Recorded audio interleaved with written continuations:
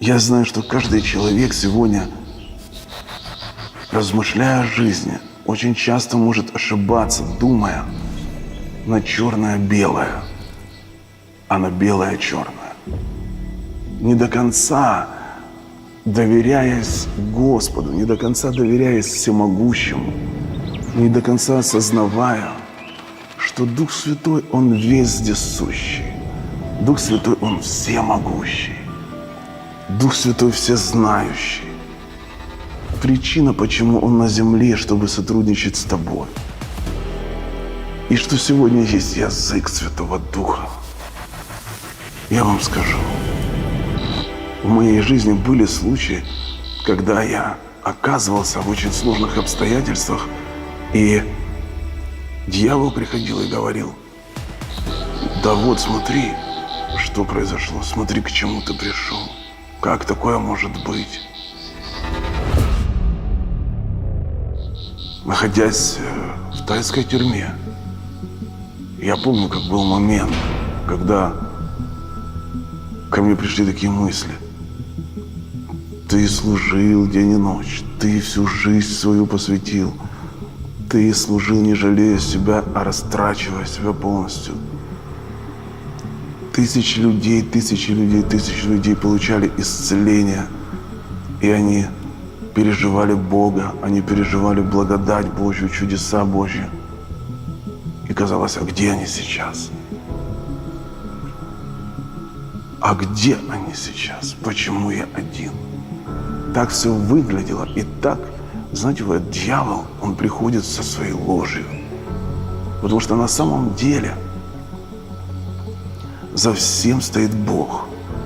Когда Бог хочет нас вот сформировать, приготовить к большому служению, очистить своим огнем, может, знаете, вот просто взять и сделать это золото более чистым, убрать из твоей жизни что-то, что ему не нравится, взять и в твое сердце вложить что-то, что ему хочется вложить.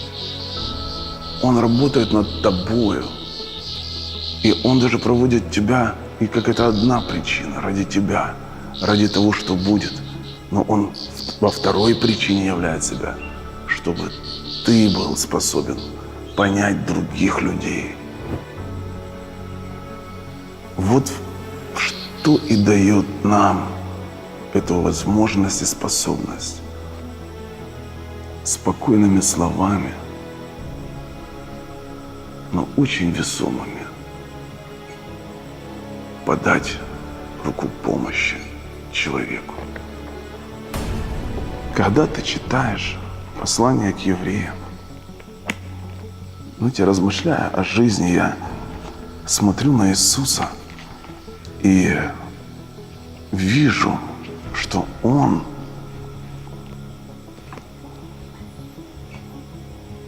прошел что-то. Он прошел что-то для тебя. Он прошел что-то для меня. 4 глава, 14 стих. «Итак, имея первосвященника великого, прошедшего небеса», то есть это вознесение было, друзья, Иисуса, Сына Божьего, будем твердо держаться исповедания нашего. Ибо мы имеем не такого первосвященника, который не может сострадать нам в немощах наших, но который, подобно нам, искушен во всем, кроме греха. Вы только посмотрите. Мы имеем первосвященника не такого, который не может сострадать нам в немощах наших. Почему не может?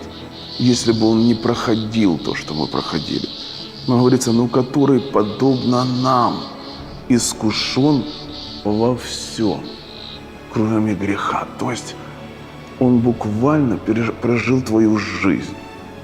Он буквально прожил все твои страдания. Он буквально прошел всю твою боль. И я вот когда размышляю об Иисусе, я знаю, что Он понимает меня сейчас. в этот момент, который может такой какой-то может быть сложный. И каждый раз обращайте внимание, дорогие друзья, что Иисус, Он был там, где ты сейчас. Именно поэтому мы можем к Нему приходить, потому что Он может сострадать нам в немощах наших.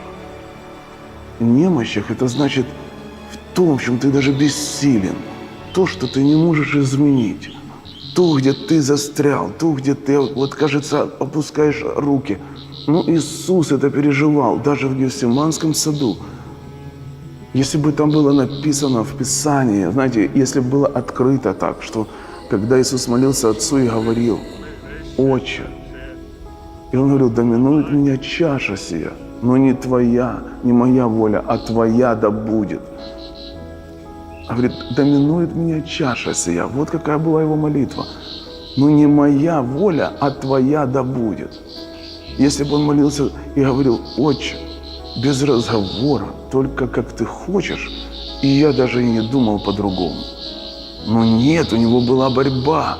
Он еле-еле смог это победить. И Библия говорит, что пот его был, как капли крови.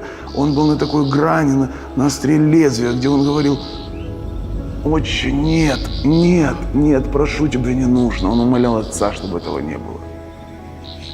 И только заканчивал молитву и говорил: «Ну нет, все-таки я соглашаюсь.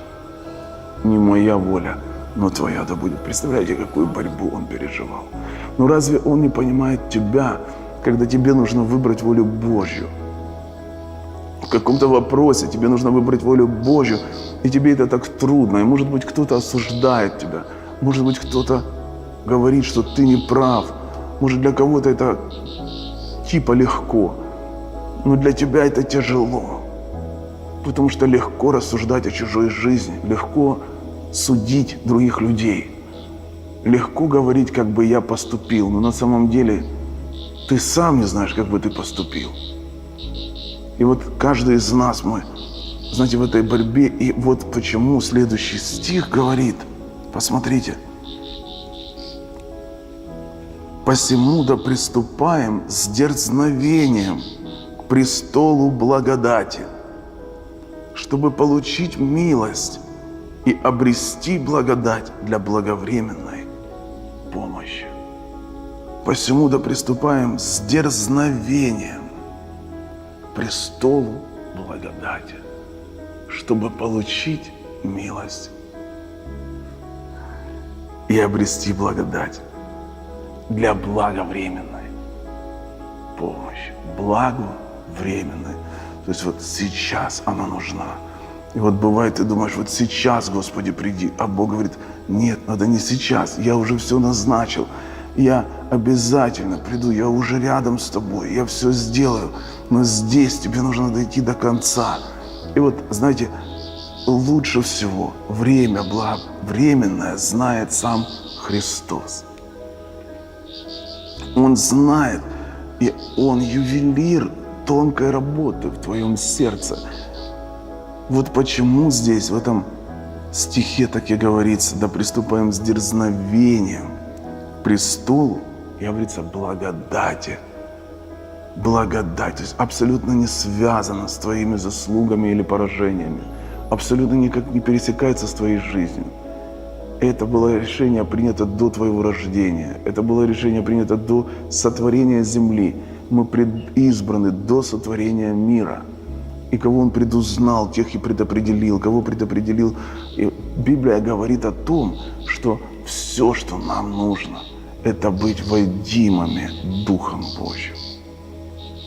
И вот мне хочется вам всем сказать, друзья, размышляя о жизни, размышляя о том, что сделал Христос для нас.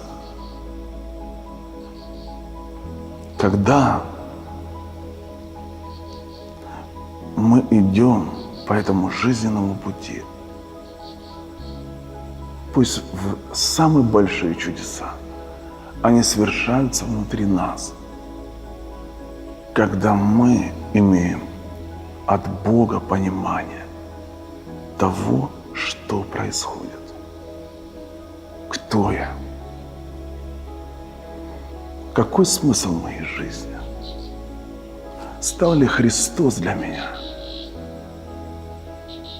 самым главным и целью жизни познания Его? Осознаю ли я, что каждый шаг моей жизни, он в Его святых драгоценных руках? Если сегодня у вас сложились очень тяжелые обстоятельства, знайте, это не конец. Возможно, это самый лучший момент в вашей жизни. Вы платите цену. Кажется, как вашей реакцией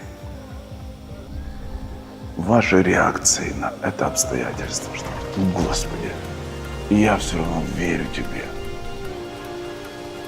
и у меня все будет хорошо, и Ты мне поможешь, и Ты делаешь меня совершеннее, и я становлюсь только лучше. И знайте то, что я вам скажу сейчас, друзья. За бурей следует покой. Когда сегодня ночь, за ночью придет рассвет. За болезнью придет исцеление. За немощью придет сила. За нищетой придет процветание. Пусть руки Христа всегда будут на твоей жизни. Я благословляю тебя. Не сдавайся. Уже сегодня ты увидишь перемены, и твое сердце наполнится радостью.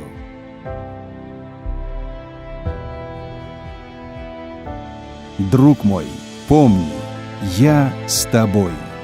Даже если у тебя нет веры, помни, она есть у меня. Все, что я говорю, обязательно сбывается. Я благословляю тебя.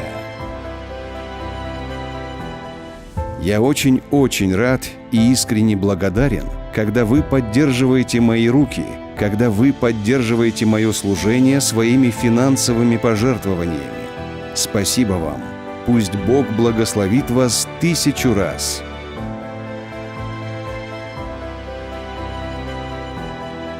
С молитвой о тебе, Владимир Мунтян.